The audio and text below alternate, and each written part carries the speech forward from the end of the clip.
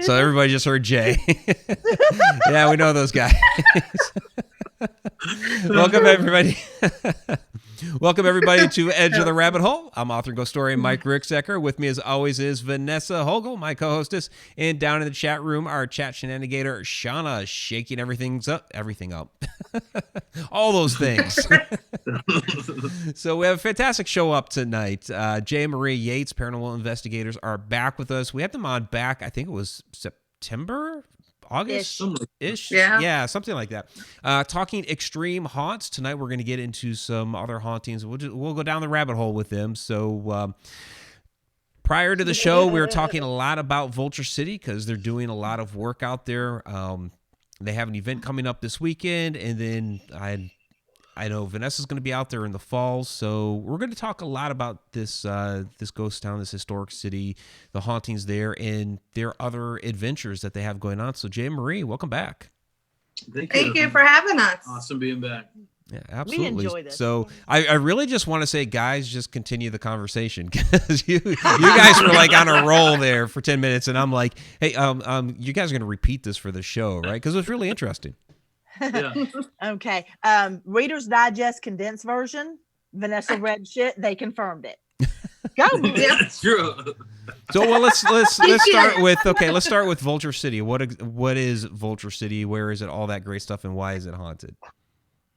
Vulture City is located about, I'd say 15, 20 minutes outside of Wickenburg, Arizona. It's an old Wild West ghost town, and it's situated in the middle of nowhere, pretty much. It's been a place that we've been investigating now for probably well over a year and a half now. Or more, yeah. So it's a beautiful spot. I think they're showing pictures of it right now, so that's pretty cool. It's definitely been restored from pretty much floor up. So you're talking about over a dozen. That's what a building used to look like. Don't look like that anymore. No, completely restored. Over 12 buildings fully restored, ground up. And these are like pretty huge, magnificent restorations that they've done with the buildings across. It includes a brothel, a doctor's office, a cookhouse, Wells Fargo building, a museum, a gas station, a pump house, a garage, a blacksmith, Henry Wickenburg's house, who was significant to the growth of the town, a bunkhouse, a church house, a workshop. I mean, it just goes on and on. I mean, it's over 15 acres. It's just kind of like a gem that's been out there for a while. It was under different management for a while. It was featured on Ghost Adventures like 10 years ago or something. When it was in complete disarray, and now it's completely been restored. The owners have gone to great lengths to make it look what it looks like now. But it's been a pretty awesome ride out there. Being able to investigate it probably like at least 2 to 3 times a month for the past year and a half. So one location that you could go to, and most paranormal investigators know when you go out there, there's probably a very highly chance you're not going to catch anything, get any evidence, no nothing. You're just going to watch the paint dry. But at Vulture City, every time you go out there, something happens. And if you do have abilities, like Jay and I ourselves have, I mean, you just feel it. I mean, as soon as you walk through, the town. And the cool thing about investigating a ghost town is like there's over 12 different buildings. So if the brothel isn't popping that night, you go over to the Assay office. If the Assay isn't, you go to the cookhouse. So you're gonna come across something while you're out there. And there's a cemetery. There's a cemetery right now. Right, it's hop, skip, and a jump away from it. But we do a Paracon out there once a year. This is the second year that we've had it, coming up this October. It grew like amazingly out of nothing. I mean, last year I think we had estimated over 300 people show up for a first year Paracon, which is pretty amazing in and of itself. We're anticipating doubling those numbers this year. Vendors are almost completely full going into February. That's pretty awesome. So I don't know, we have like 20 something speakers. 10 different workshops. We have gallery readings. We have a UFO Skywatch on Sunday night for those who are going to stick around through Sunday. There's a lot of weird, unexplained stuff happening in the sky around there. We're doing a daytime ghost hunt. Marie and I are hosting that on Friday night before the event. Friday during the day, not night. Cool. Well, during the day, yeah. For those Doing a people who daytime don't investigation at night. There we go. There you go. But that's a great idea. That is something I want to say we discussed this before, but it always bears touching on again. Some of the absolute best evidence I've ever gotten has been in broad daylight. Oh, Yeah, absolutely. Everybody assumes it has to be at night, and that is so tired. That is Yeah. so tired. It's true. I mean, I talked about this the other day. The best EVP I've ever gotten in my life. I was in my minivan at lunch, at work, talking on WhatsApp, caught an EVP. See, that's Perfect. awesome. Perfect EVP. At work, in my minivan. Okay? So, Wait, you mean you I don't mean, have to start your investigation at 3 a.m? fuck no. Matter of fact, I'm getting tired, so no, it's best not to do that. Okay. But now I have to ask you though. You mentioned 2 places on that property. Mhm. One that I have no idea how you pronounced it, but you said it before. Well, okay. You said the brothel, the cookhouse. There was another one you mentioned. The sounded like essay. that might be it. That one, that has a really, really, really strange vibe to it. It's weird because I feel things coming around my ankles and actually wanting to crawl up, and that's really bizarre to me.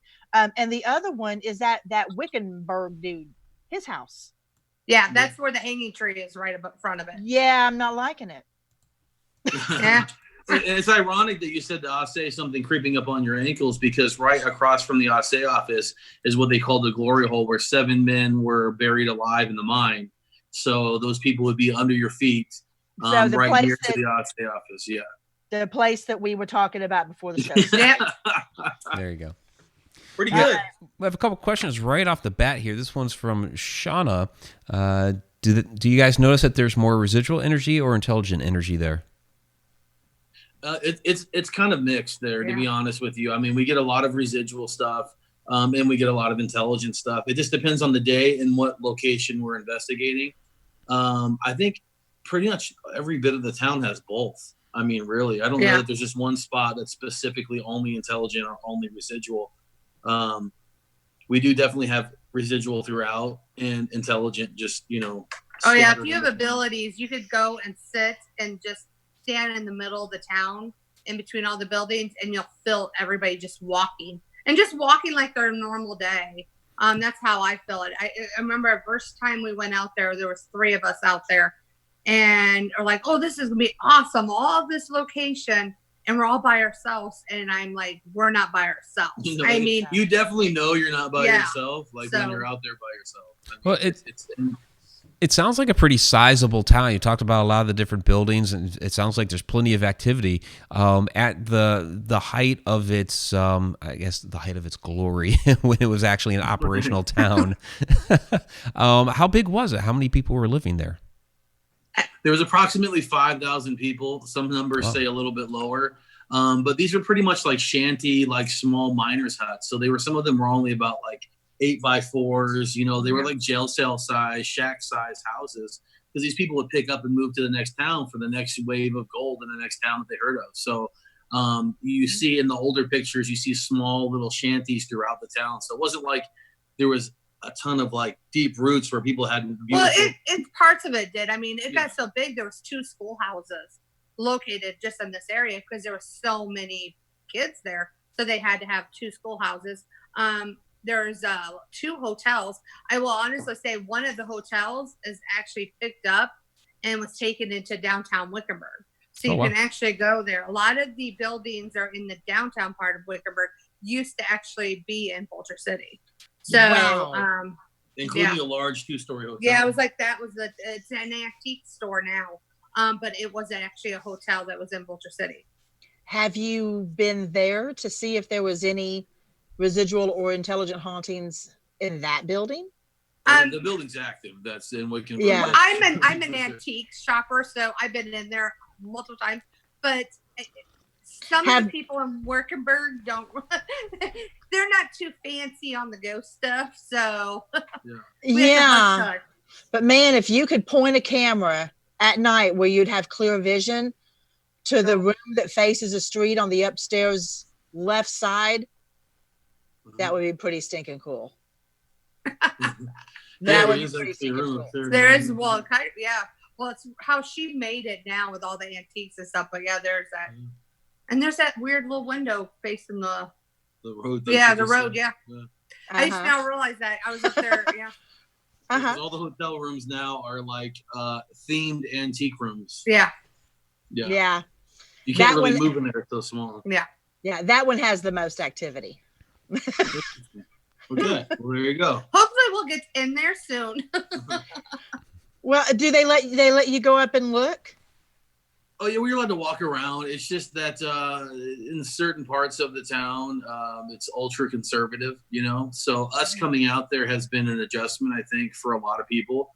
So us kind of being there a lot and us running these ghost hunts year round out of Vulture City and doing tours out of Vulture City and us doing all these lectures and stuff out there. The townspeople actually came to one of our lectures and there was it was pretty well received. So that was good. So, but it's little baby steps to kind of make the town understand that like, this isn't a bad thing. This is a good thing. It's bringing a lot of generating a lot of revenue to small businesses inside of Wickenburg. So I think they're really starting to see the bigger picture. Is that sometimes people pass through Wickenburg to shoot straight up to Las Vegas and don't even stop to even look around. And now people are starting to go there, look around a little bit. I think they're realizing with what we have brought to Vulture City is bringing a lot of business to Wickenburg as well. So, plus Wickenburg's a big rodeo town. Yeah. So it's huge on that kind of stuff. So I will honestly say, I mean, it's that whole judgmental stuff that's happened. But you know what? It's called teaching. And that's what Jay and I are here for, to try to tell them like, we're not nothing bad. Hold on. No, seriously. Well, I just plan on going into town and maybe doing a little antique shopping. There you go. You know, Vanessa, knowing you, what's going to happen is you're going to get to that town, you're going to step out of the car and just run. True story. True story. We all know that is my MO because they just take me. But it's true. Yeah, shit, Marie, I forgot to warn you.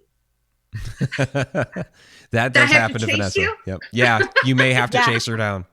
Yeah, only if I'm going someplace dangerous. Otherwise, just follow and film. That's what Gwen learned to do, bless her. Because when they take over, I'm a short little chubby chick. I can't run like that, and I will take off. I will take off like Jackie Joyner Kersey. I was leaping over headstones in Hollywood Cemetery in Virginia. Yeah. I will say, when we walk through Wickenburg, everybody, I can't say, I mean, Wickenburg's been a very blessing town, I will say. And there's a lot of people that are very welcoming.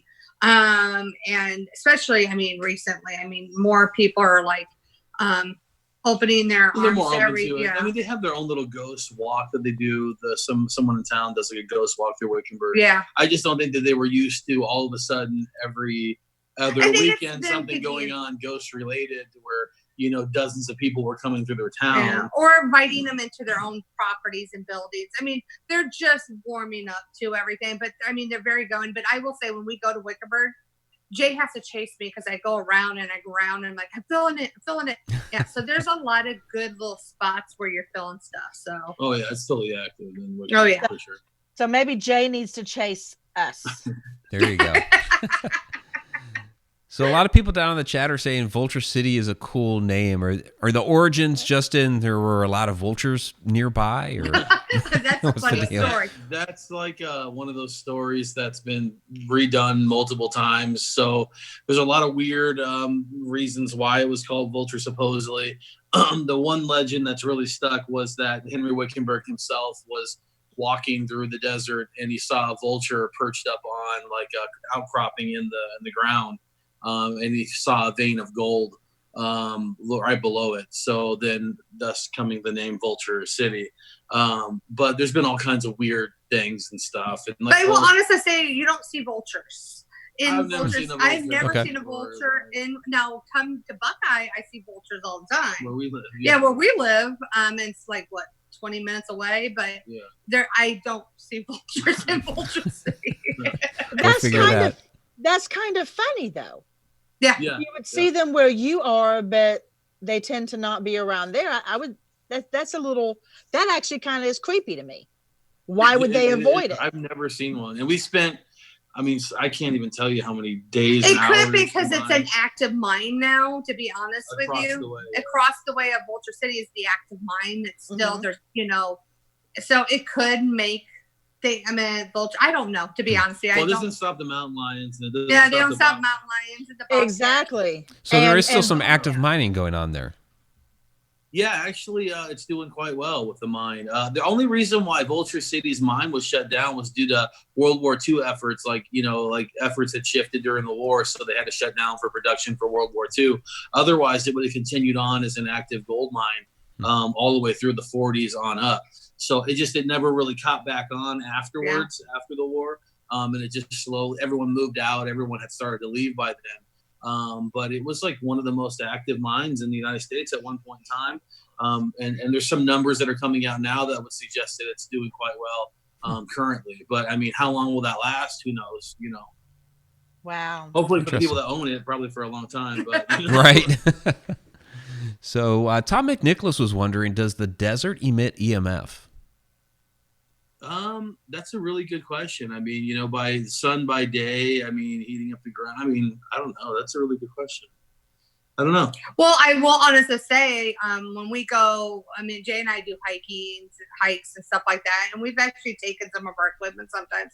I mean, we've got some weird readings and stuff, but I mean, are we dealing with ghosts? Are we dealing with we're crossing? Yeah. So I mean, I couldn't honestly answer if it's the desert itself. It's kind of hard to have a controlled experiment out there. I guess you would have to totally do some research. We've never done that. Honestly, very good question though. There you go. And Robert Hanna was wondering, are the UFO reports, or do the UFO reports happen as much as the ghost sightings at Vulture City? Funny story. We just our last ghost tour we did. We were just finishing up the tour, and we were walking everyone back to the actual parking area. And we thought what we saw was a shooting star, but it slowed down almost to a complete stop, and it shot straight up. What I know of gravity is things come down, they don't go up. The way it looked, I mean, it did look abnormal. There was like 30 plus people was watching this. And we were like, it made me feel good that they saw it, because probably about 2 months before that, there was a team that had booked out the location. I was there for the evening. And myself and my son had an experience to where I looked up, and only way I can describe it, it sounds stupid, but it looked like the freaking Millennium Falcon flying through the sky. Wow. At speeds that I can't even, I wouldn't even be able to anticipate. Just the whole valley within maybe a second and a half that we saw it. So just weird. Going from Vulture City, if you're facing, going looking east, there is the, what mountain is that?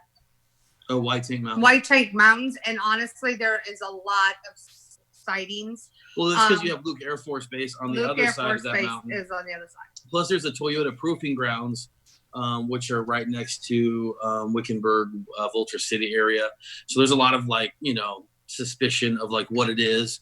I'm not trying to say I saw aliens. I'm just trying to say I saw something, and it completely blew my mind. This is coming from a person. Jay's not saying it's aliens, but it's aliens. I'm not saying it's aliens, but it's aliens. Jay and my son want it to be aliens. I hope so, dude. I really do.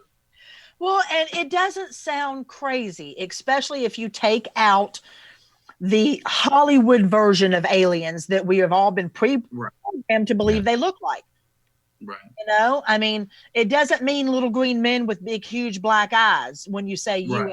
It just means it's unidentified. Bitch was flying. Yep. Yeah, that's it. It's really It is really that simple. So I've seen one myself. My son was with me. He saw it as well. So, I mean, I understand. I get it. I hope that shit happens when I'm there, because that is, even though I know I've seen it, and even though there was a witness to it, I almost need to see it again. Yeah. Yeah. Just so I can say, we're both not crazy. We're both not crazy. You know, I mean, I got the ghost thing. I know those fuckers, but I mean, the UFO thing, I think I need to. No, it's true. Like Marie's very skeptical, like Yeah. in her belief about it. We were actually traveling to Virginia City for a paranormal conference probably 2 years ago, and we had just passed the area of Area 51. And Marie, the most skeptical person on the planet, she's like, "Oh my God, what the hell is that in the sky?" And I'm like, "It's like 3:00 in the morning. Don't even talk about anything. Someone's might be listening to the radio. Like, we just need to just keep on going." But I swear to God, it was a triangular shape of light pattern that started to morph and change. Now, what that could have been, drones. It could have been anything.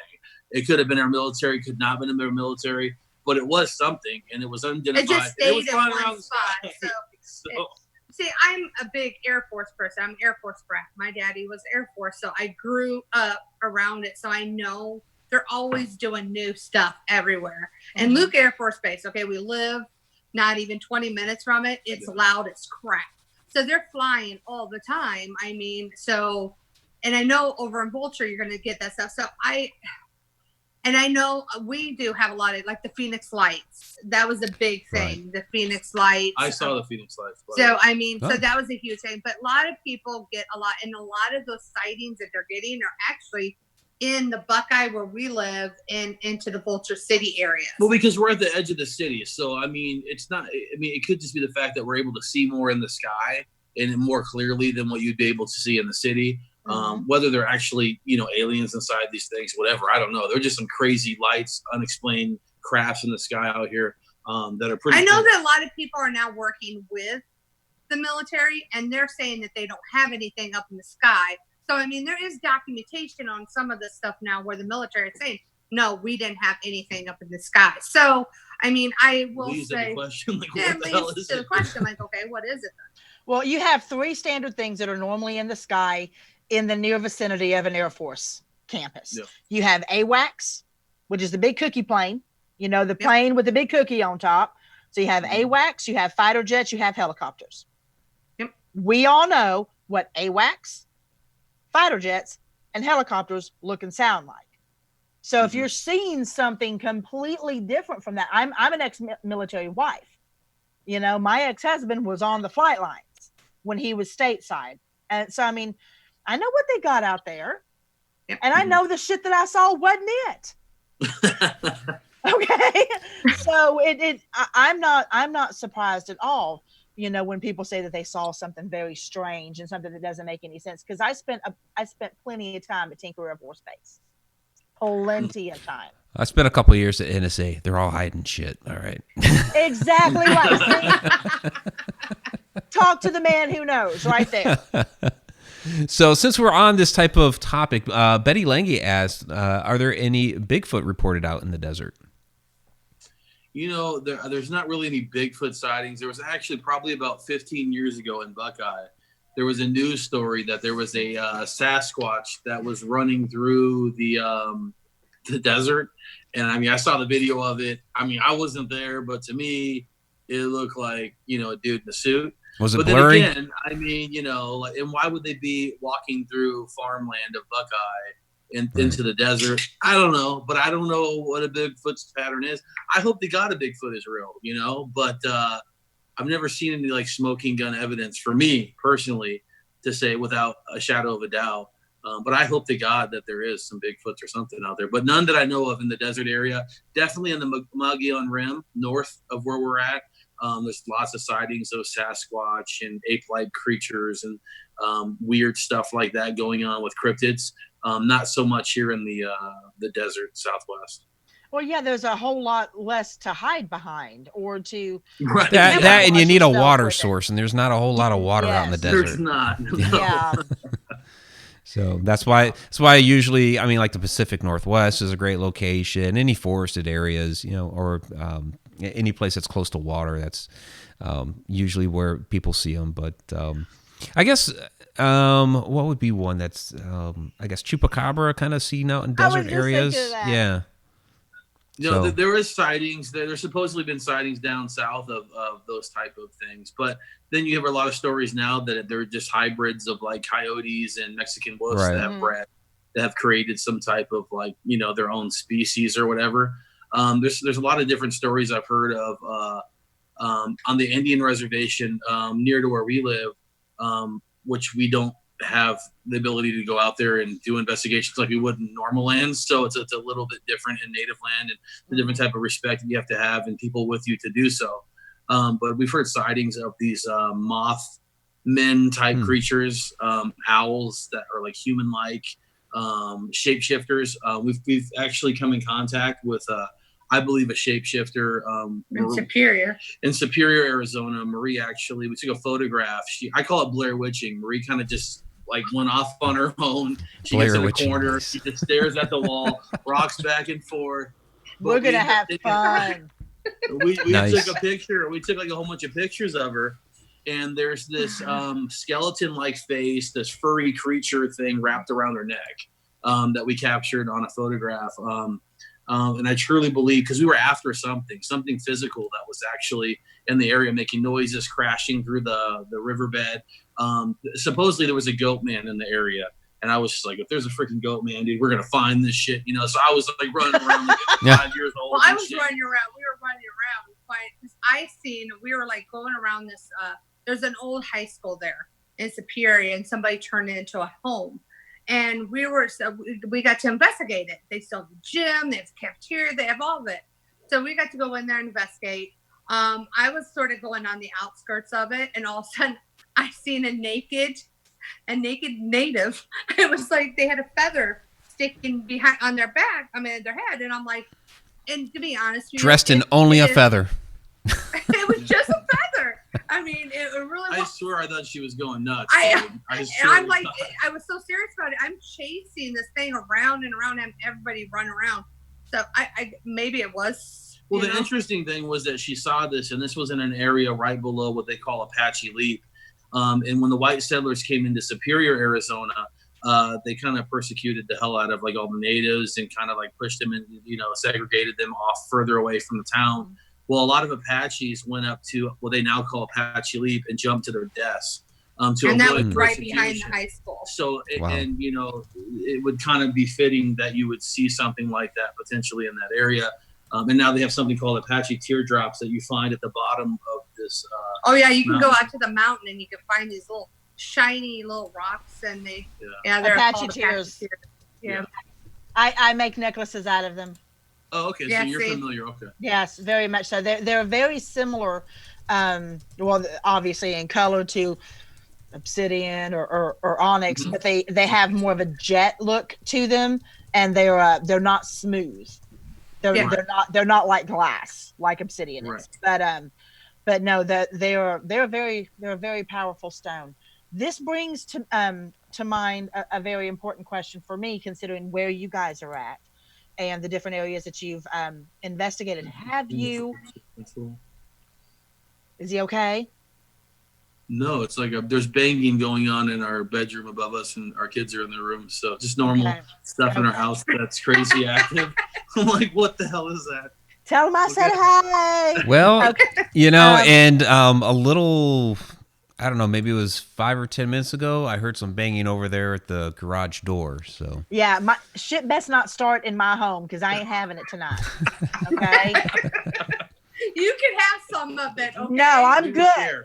I have enough. Okay. Have you had negative encounters with the more Native American spirits, or have they been welcoming because you're trying to show their, the area in the most truthful way that you can? I've had some sightings, and I've had some pretty powerful experiences where I've seen visually some things, Native American spirits, if you will, and things that blow my mind today. Where it's like, why did I see that? How come that happened? How come I was the only one that saw it when it was right there by the road? Or because you were supposed to. Yeah, and they've always been, to me, when I've had Native American type paranormal encounters, if you will, they've always been very not so much dark as they are just very mysterious, and it's just different. You're a ghost hunter. You go out and you're used to dealing with, Joe Smo or Bob Smith or something at your local pub or something that haunted it or whatever. But like, it's different with native spirits. There's like, there's an intent, I think, behind and there's a purpose behind it. And it's very spiritual to me. Yes. I honestly think when we're out there and investigating, there's quite a few homes where we've had to go and reach out for like different methods of like native spirits, you know, being harsh. And we had to give them different methods to actually, you know, show them peace. But I honestly think the spirits of the native honestly just want respect. Yeah. Yes. I mean, and it's a big thing because they got so much taken from them. And until in their lives, that's all it was. It was just take. And that's what they look at a lot of things. So I think it's a lot to do with respect. So, I mean, if you're going in there and then you're investigating like a hardcore person and being rude and everything, you might get something negative. Jay and I honestly, but we've never, I mean, I don't think we don't do that. I have native blood. My grandfather, he was half Cherokee. So like for me, like I've always very much so respected that. And I don't investigate it with intent, I guess. I wouldn't go out of my way. I kind of leave it to be where it is because that's what most of them would do. It's just that is that, and this is us, and just keep going on kind of thing. But you know, it's out there. I mean, they really want you to respect. When I'm around and I feel the spirit of natives, it's respect Earth. Is more or less what they are. You could totally tell when a native spirit is around because that is what you're getting more and less. Respect, you know, the dirt, the ground, the air. Well, let me give you an example. There's an area in Arizona. It's Anthem, Arizona, and for years and years and years, that was all native land. Well, then the big housing booms and the houses went further and further out, and they built this beautiful town over the top of, you know, a lot of native land and a lot of native burial. Near a river where a lot of the native artifacts would run down and whatnot.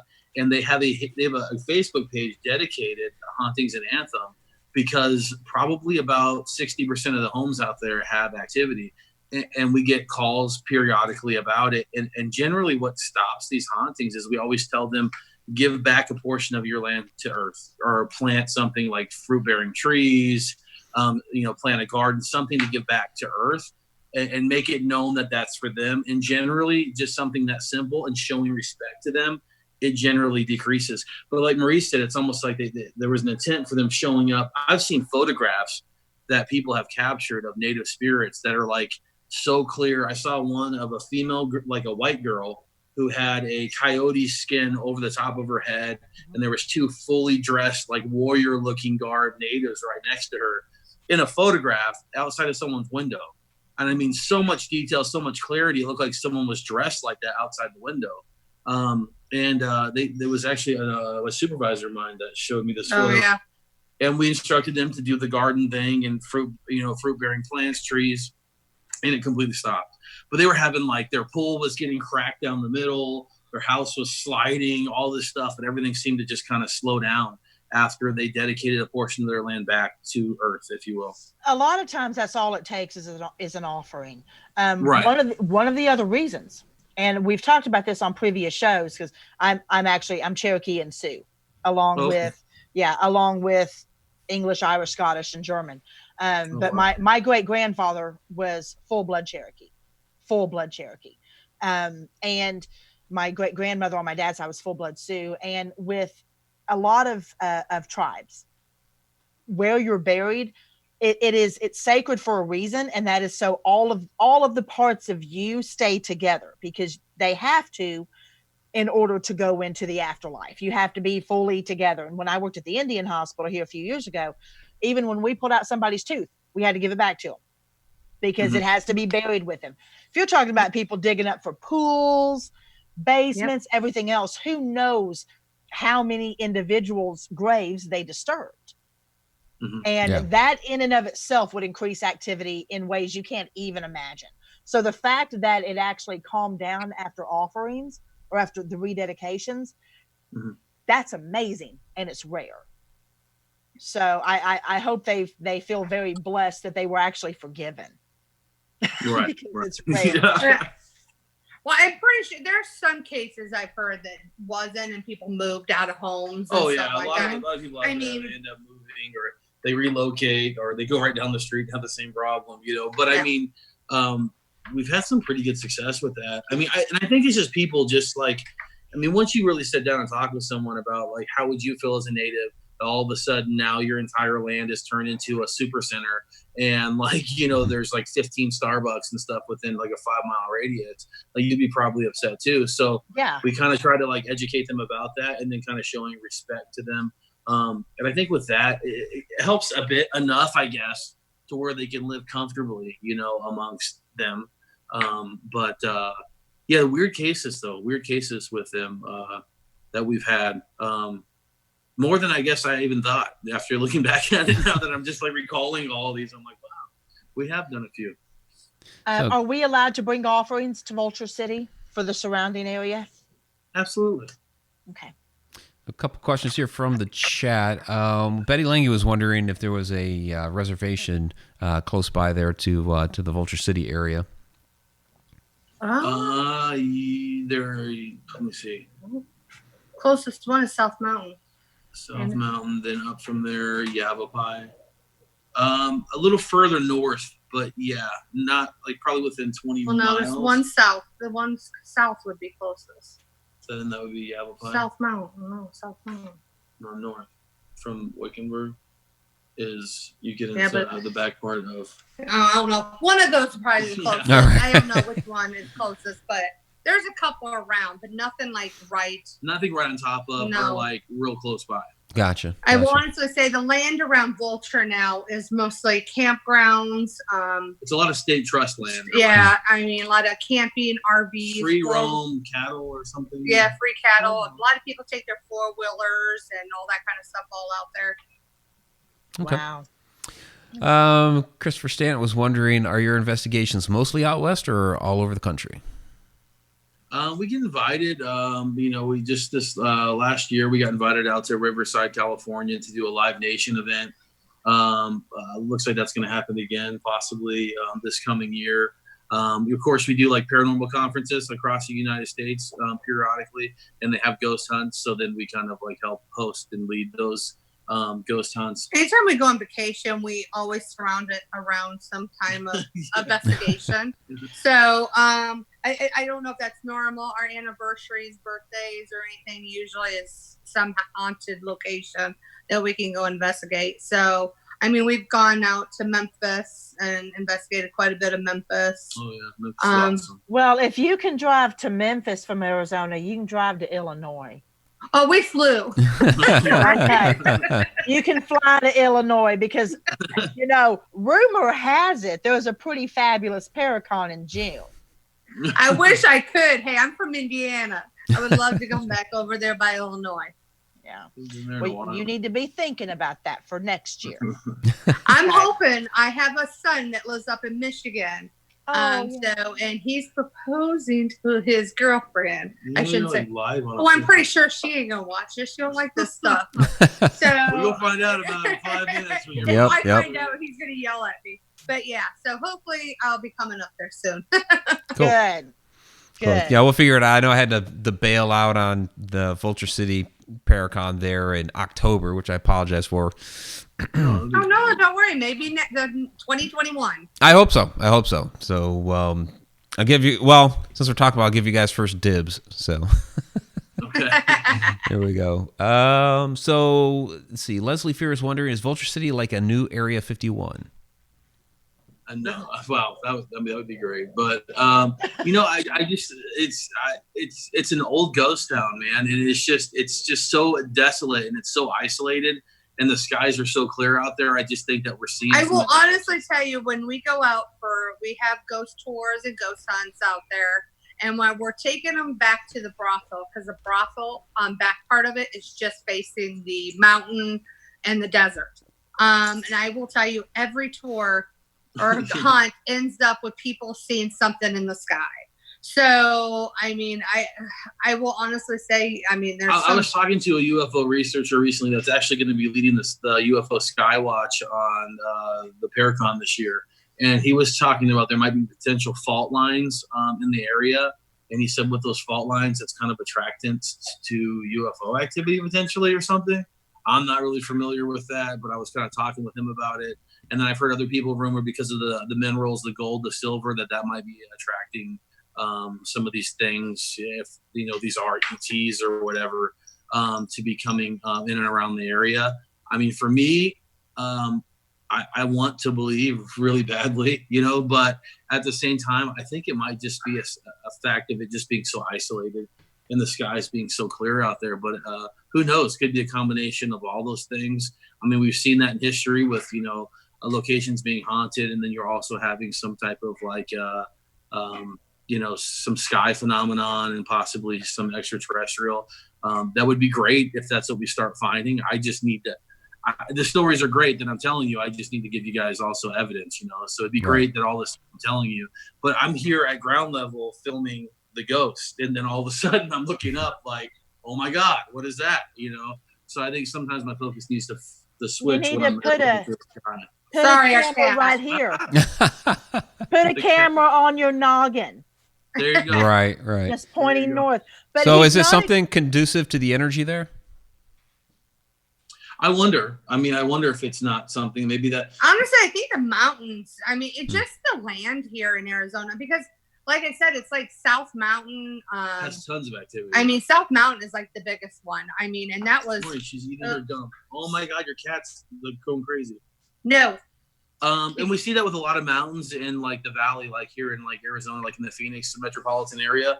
Like South Mountain has a lot of like UFO sightings. And so does the Superstition Mountains. So does, I don't know. I don't know if it's just like these beacons of like energy that are just kind of creating, like this attraction to the areas or whatnot. I wish I knew with certainty, but I know a lot of different shows and different, like people from the UFO research things are coming here to Arizona, and they've been coming here, and do a lot of I just recently spoke to some people about some of the stuff out there, and they were like, "What? Why didn't we know about that?" And I'm like, "Well, no one's really talking about it. Like, I didn't even want to talk about it at first. It sounded so crazy, but then it kept happening, and I'm like, I gotta say something.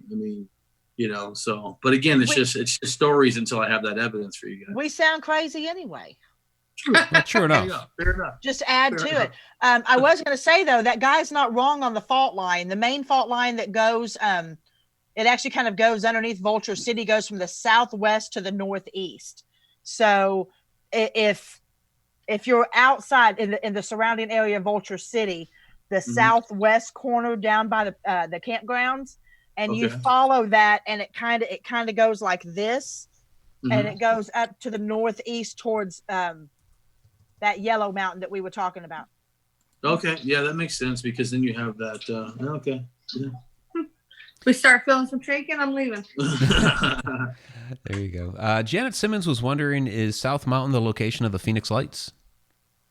That was one of the locations it was sighted at. I lived in North Phoenix when I saw the Phoenix Lights, and that's probably 45 miles north of there. Well, I think it was, they said how they determined it was sort of like in the Goodyear, almost Buckeye area. No, it traveled all the way around. Well, it did travel. It did. But I guess the first part they started seeing was in the South Mountain. That's where, when you see any of the movies and documentaries of the Phoenix Lights, they were filming out of their backyards. Yeah, a lot of them, and a lot of more in the South Mountain area. So I know South Mountain because I don't know what those are. Yeah, I have no idea. I've never heard of the Phoenix Lights. Oh, it's big out here, man. They talk about it all the time. Like, I mean, for me, that I was very young, like when it happened. I was living at home, and I heard it on the news, and I was super into like aliens and stuff like that at the time. And just like, I always thought as a kid that aliens were demons and all these, and my mind was just always, going. And when I heard that there was literally like a UFO sighting, I went outside with binoculars, and sure enough, this thing was like hovering like over our house, like, and it was in my perception at the time, and looking back at it, it was larger than a football field, and it was not like metal, but it was almost like liquid water. The texture, like almost, yeah, actually, yeah, similar, yeah. And it was reflective of like, but it was, I don't know what it was, but it was nothing I've never seen before then or after. But it scared the crap out of me. I thought for sure I was getting abducted and everything else. I wasn't here yet. Like, oh my God. I was living in Indiana at that time. Indiana has its own scary shit. Yeah, called the tornadoes. Well, there's that. Yeah. Honey, I'm in Oklahoma, please. Right. You get it worse than Indiana. By far. Yeah. Oh, yeah. So Tom McNicholas was wondering, do you think that shapeshifters taking animal form would be more obvious than taking a human form? I think I've seen both, and then both in transition and form. What was the question again?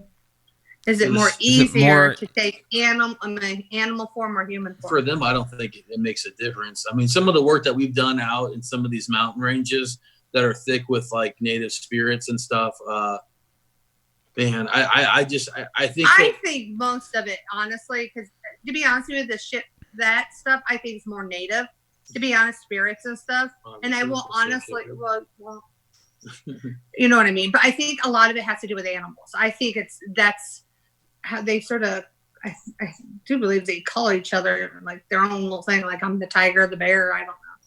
I'm not native. So the person in life related to those animals, so they're able to transition. I don't know. I just know that I've seen it, and it's definitely it's something that you just Speaking of animals. Sorry, my cat. I got my own little shapeshifter down here on the floor that won't shut up. Well, you're not wrong on that. I do agree with Marie though that it's going to be more human going to animal, but you're right in regards to why. And it's I still, even though I'm not at the Indian hospital anymore, I still have a lot of Native American patients where I'm at now, and to this day, and it's 2020, many of their names still are those that represent animals. Yeah, they're both their given names, or their last names, are that. I mean, it could be anything from dancing bear to great elk. Oh yeah, when I was at Chaco Canyon, the park ranger that I talked to, and he was off duty, but his name was Running Buffalo, and I just looked at him. I was like, "That's a cool name." It really is, and it's beautiful symbolism behind it, and it's really it's weird how they can foresee into their newborn's life and what they're going to be. Yeah, and they name them accordingly, and it's very spiritual. So, like I said, I understand where you're coming from with why they do it, but I'm with Marie. It would be more human to animal. Yeah, I just think it's something that's always been there. It's sort of like their culture. I mean, to be honest with you. Well, if you look at the ancient Navajo legends about the skinwalkers, they're supposed to be shamans that have basically indoctrinated others into their almost like a little cult to, become these shapeshifters into the different animals. So it is more of the human going to the animal, at least in those legends. Right. And it works differently from, native culture to native culture. So it's interesting. Right. Definitely interesting. It is very interesting. Scary, dude. That's like some of the phenomenon that actually scares the crap out of me is that native stuff, man.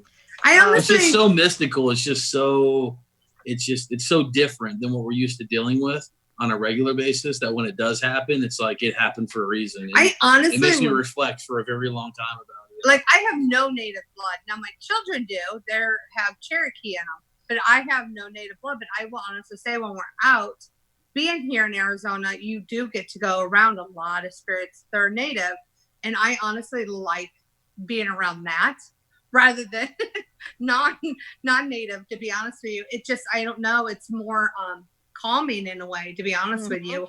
Very, I feel more equal to earth.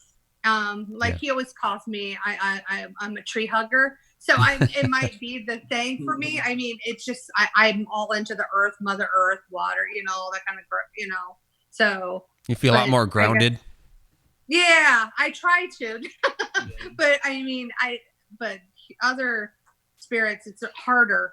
You're more calm and grounded when you're in areas like Vulture City, I think, because then you talk a lot about the natives surrounding the town. You don't talk about them so much being in the town, but you always talk about them being around the town. Yeah. So I will honestly say that you don't I have not really caught or felt native spirits really inside the town. Right. When I have, it's been outside the town. Well, it wouldn't make sense really for, I mean, what is for them? I mean, because there's so much ingrained energy already from the miners. Not to say that they weren't there before. I'm just saying that like it kind of like overwhelmed. I get really sad, and I say this to Jay every time. I almost have tears coming out of my eyes. Almost every time when we're driving to Vulture, and we go by this one area, I feel tons of deaths of natives. Wow. And I just like start bawling almost, and I just feel it. And it's like I sometimes hate driving by it just because I feel it. So, well, what about the mines there in Vulture City? Were there a lot of accidents? There was quite a few accidents. There was 7 verified deaths. Let's just put it that way.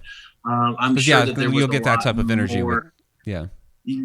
So, but I mean, it was risky. I mean, we were just one of the mine shafts that they brought back to Vulture City town for people to eventually be able to kind of look down into. He said that it was, 175 feet down? Yeah. So, I mean, you have to imagine, 175 feet, that's these guys walking down these rickety old ladders, all the way to the bottom. 175 feet, that's crazy. But like in the miles of expansive tunnels that were going in and out, like that's just it's insane. So I imagine there's a lot more deaths than what you have to think. Just the equipment they used. I mean, if you're walking through Vulture, they have the equipment still there that they use. I mean, just seeing that equipment. I mean, number one, you're going to get a lot of diseases and a whole bunch of splinters and everything else. It's just not up to code. Guys were tough, man. I mean, it was like back in the old days. I don't know that people could handle that type of. Yeah, even women trying to get checked out by the doctor. I mean, geez. Yeah. That doctor's chair was completely wood. Yeah, the last doctor that was there was shady. Yeah. He was very shady. Yeah, he was very shady. The story of the doctor there was that he was kind of like into some of the young men miners, and he was kind of crazy. So like he would kind of like wine and dine these young miner boys, if you will, and feed them and kind of like sway them with his money. He poisoned them, and he ended up poisoning them, and he eventually ended up leaving. And there was rumors of botched abortions that were with like just like rusty like just items and stuff, right? So he ended up leaving Vulture City, and behind him the death of a lot of people that were poisoned. And then he went to Wickenburg, and all of a sudden the same thing started happening. And then he went up further into Congress. It was still happening. He eventually died and documented he was buried at the Napa Mental Hospital in Napa, California. And that's where he's buried now. So they think he finally went mad from all that he had done. I believe I captured a photograph of him in the doctor's office with a female trying to reach out for me in the frame. It was my first visit there. And every time I look at it, it just blows my mind that we even captured. But I'm pretty sure, and I've had psychics look at it and stuff, and they were like, tell me a story about it. I didn't even know anything about it. And it kind of hits on it pretty significantly. So, the doctor was a douchebag. Yeah, for sure. The first time I went in there, I called him an asshole. Yeah, now he wasn't. I don't want to say he wasn't legitimately crazy. It isn't that. It wasn't something that was genetic. It was something that was caused by what he was intaking. He was actually using different medications. Okay. You know what I mean? That were actually causing hallucinations, that were causing a lot of different things. And I'm not saying he's telling me this. They're just showing me the bottles. Different things that were causing those hallucinations. And it's weird. It's like they were spiked with lead. Like like what was in it had like they're showing like a lead spoon or something like that, or something inside the bottles. Wow. Where that it was staying in there, and that lead was poisoning what was in the bottles. Oh my God. And he was taking that, and that's lead poisoning, and that causes that type of crazy. Oh wow. Okay. Yeah. Wow. Does that make sense? Yeah, kind of. Yeah. Yeah, because it wasn't genetic. Yeah, because no one ever legitimately said he was crazy. We get crazy from the fact that he ended up in the Napa hospital as well. But back then that could have been for any reason, so but that's definitely makes sense, something like that. Hell, it could have been from syphilis. Yeah, well, You know? Could've been. right? I mean, because that does the same thing, right? Yeah. That's the Yes, brain. it could have been from syphilis, but yeah, they're just it looks. I'm guessing it's lead because it looks like a pewter, like that color, Yeah. stir Oh wow. in one of those brown, the glass, the little milky brown bottles. So and There's I a whole don't know. bunch of bottles that are in the Yeah. doctor's office that are supposedly original. Yeah, Oh, wow. That would be interesting. yeah. Has anybody dug up the area behind his office? No, but it's funny that you say that too, because they say that they buried some of the bodies from the hanging tree, which is right next to it, Also, directly underneath the tree and around it. So, Yeah. also wow. fetuses. Really? Yes. Oh Jesus! I can imagine that. You know, that would kind of make sense because of the feeling you get of disgust and nausea behind Yeah. the building. Oh my It's God! where it's where the and it's not like grass grows a lot in Arizona anyway, but it's where the grass won't grow. Nothing will grow in that particular area that I'm talking about. Oh my God! Yeah. You know, there's Yeah, I know what she's talking there's about like though actually too. an area back there to where Yeah. It's not good. Matter of fact, if there's any way they could just completely cover that up, if they're not going to dig them up and bury them correctly, that would be great. I'll bring some stuff that maybe we can put over it that will help a little bit, but it's pretty bad. It's pretty bad. It's weird because if you're standing right over it, like if you're not even touching it, but you're leaning over and standing over this particular area, if you could imagine the smell, but the smell is the color black. And it's coming up, and it looks like, you know, like if you're on the highway and you see those little oil things, it's like that mirage thing. It's that the energy is palpable right above that, and it can cause vertigo, it can cause nausea, it can cause extreme headaches. It causes exceptional pain from the back of the neck that comes all the way over to the forehead this way. Somebody actually took a cleaver. He took a cleaver to one of them and actually put it right in there, and if they actually dug that up and they pulled up one of the skulls, they would see that it was actually split open. There's at least 6 fetuses in there, 2 children that were actually born living and were thrown in there, and at least 5 people that were hung at the hanging tree there, and also 1 woman. So they're all in that area. It's a weird area back there. I have to. Well, that is the area where when we're doing like that's where the motion light comes on all the time. Well, yeah, well, not just that. It's sounds like little children running around. We always think it's an animal because we do live in the desert. There's mountain lions, there's bobcats, there's coyotes. So we're always like trying to flash it, but I mean, with living here, you understand. You see them quickly if you're going to hear them that close. But it's so bad when we're out there doing like EVPs over there by the hanging tree, because the hanging tree in Wickenburg is right there next to the doctor's office. What did they do with the right pans? there behind it? What did they do with the pans that were found in his office? The ones that were underneath the table? They're in the museum now. Which is about 150 yards away. Yeah.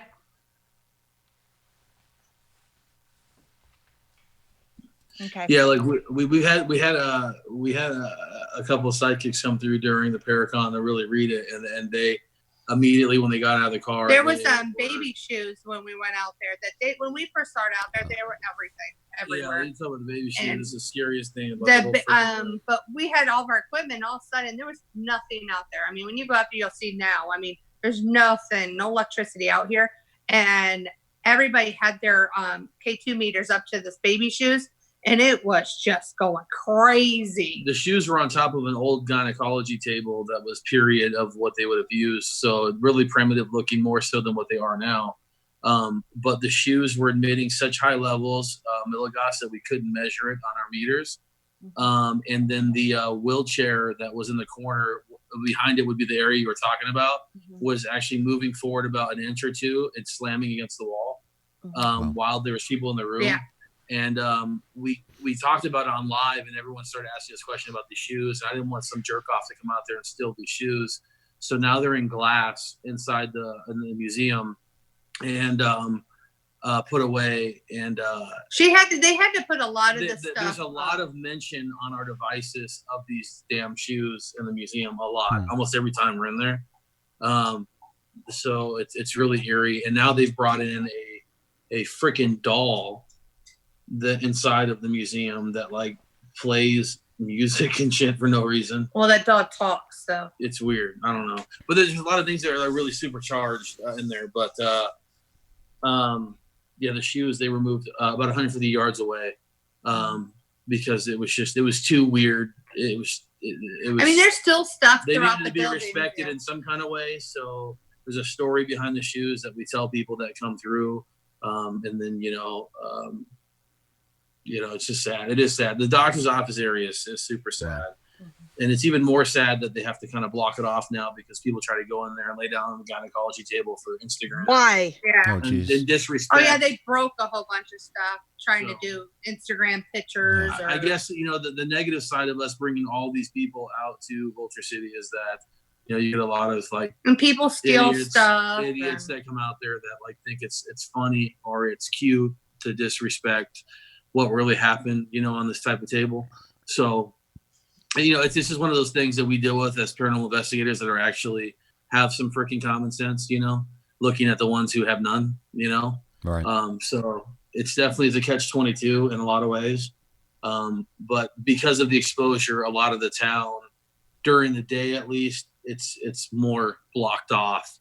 When we first went there, it was just free roam too much, and people were just getting too close to all these artifacts and whatnot. So, right. It's definitely one of those things where people are really sickening. Yeah. They think it's cool to walk away with stuff and vandalize and stuff like that. I think people think it's cool to go away. Just recently, we had a message from somebody that went to Vulture during the day, did a little, family little tour thing, took a piece of rock or some kind of something from Vulture, took it home, had tons of activity in their home, and it scared the crap out of her. And she came back the next day and brought it back and said, "Okay." She said it was a pile. It was a pile of free rocks. And we don't have. There's no free rocks. A lot of things are it was probably a core sample from the mine. Yeah, that's probably what it was, or something that they took and they brought back. And thought, oh, that's a cool looking rock, when in fact it's a freaking core sample that they would use. It's got all that energy attached to it. Yeah. So yeah. Well, and if you want to take it, okay, let me phrase this properly. If you feel drawn to something at a location that you're at, there are ways to go about it, because we all know I take graveyard dirt, I take stuff from Ireland. I brought back moss. I have mud from Morgan's Cave. Okay. Mm-hmm. But you ask. Yep. Well, yeah. Just ask. And I'm not saying ask the person at the ticket booth. Ask the spirits. Is it okay? And you don't have to make an ass out of yourself doing it out loud. At least ask it in your mind. At least show a little bit of fucking respect. Yeah. Just a smidge, because I can guarantee you, if you don't, they will let you know. And we learned more power to them. We used to grab rocks from haunted locations and dirt, and we didn't think anything of it. There was no it was a sense of, oh yeah, let's grab that rock real quick before we leave. And then we started having subsequent hauntings and stuff because of the shit we were doing. And then we were like, whoa. So then we kind of changed how we kind of deal with that too, with a more respectful. And then, like you said, there is a way of doing it and a way of not doing it. Exactly. And some people are just so stupid and just don't care. Me, I just go to you know what? You want to support, you want something from all these locations. Most of them have a gift shop. I go in there and I buy something from the gift shop now. Mm-hmm. I mean, so that's what I do. You're 100% supporting the location, then because it's going right back into it. And a lot of these ghost towns too, they offer fragments that you find, old broken pots and pans, and they put them in little bags. They're $2 or $3. I mean, come on, it's not that big. Yeah, and they usually offer a little description, something written on the card telling you what it's from, the story behind the fragment, and all that. So that's a bit more valuable because you have something else along with it other than just a piece of a pottery shard or whatever. So all right, well, we're at the end here, guys. We're actually a little bit over, which is all right. My goodness. Yeah, we can do this all night. We could. I know we can. But you guys have the event coming up. Okay, you have a couple of events coming up, but I grabbed the banner for the one this weekend, which is February 8th, the ghost hunt there. So are there still tickets available for that? Yeah, we still have some tickets available for this weekend's event. That's Saturday of this week. Tickets are $75. That's per person, and that is all available on the website, which is at vulturemindtours.com. So it's their official website where you get the tickets from. And then it shows all the upcoming events we have. We have a ghost tour a couple weeks from now at Vulture City. And then next month, we're at the Sunkist Factory, the old Sunkist Factory. On Friday the 13th. On Friday the 13th. Nice. And that one sells out always. So if you haven't got your tickets for that, get those now. Yeah. That's available on our website at either yatesfamilyhaunting.com or our team's page, thecopscrew.com. And then in October 2nd through the 4th, it will be at Vulture City Paracon. And Vanessa herself is one of our headliners that's going to be out there. Yes. We have John Sappis, we have Sarah, for Ghost of Morgantown. I mean, it's going to be, we have so many good people that are coming out to the event. So it's going to be an exciting one. I'm very excited. And this year it's a 3-day event. So it's Friday. You can come early and go to a daytime ghost hunt hosted by Marie and I. And the owners. Cool. And then you can stay after for the meet and greet that's held in town. They have a huge spread of food, live music, drinks. They're available for purchase. Yep. You get to kind of mingle amongst all the talent that's going to be there for the weekend. Last year, I was told that it was one of the best meet and greets they've ever been to. So it was just really well done. Yeah. And then on Saturday, it's all day lectures, workshops, vendors, throughout the whole entire day. Yeah. And then Saturday night will be the ghost hunt, the evening ghost hunt. And then it goes all the way back into Sunday, all day vending, all day workshops, all day lectures, and it ends Sunday night with a UFO Skywatch. Yep. And we have a psychic reading we as well have with a Patty, psychic gallery from reading. Patty, that goes on Ghost Adventures all the time. She's doing She's pretty cool. Yeah. Cool. So we got a lot going on, and those tickets are available for purchase at vulturecityparacon.com. Cool. Well, count me in for 2021. Yeah. Absolutely. Awesome. Absolutely. All right, so we'll go ahead and let you guys go. Thank you very much for coming on again. We'll definitely we'll have to have you back on before the Paracon in October, so you guys can promote that and talk about more about Vulture City. Because like Vanessa said, we could have gone on all night with this. Quite a bit is happening out there. So. Well, right. we loved meeting with you, Mike, finally in Vegas. It was awesome that was finally awesome. meeting you in person. Can't wait to see you again. And Vanessa, I can't wait to meet you in person. I love you, girl, to death. I love you. We are going to have so much fun. Get your running shoes. Oh, already have them. All right, you guys have a great night. Bye-bye. Bye.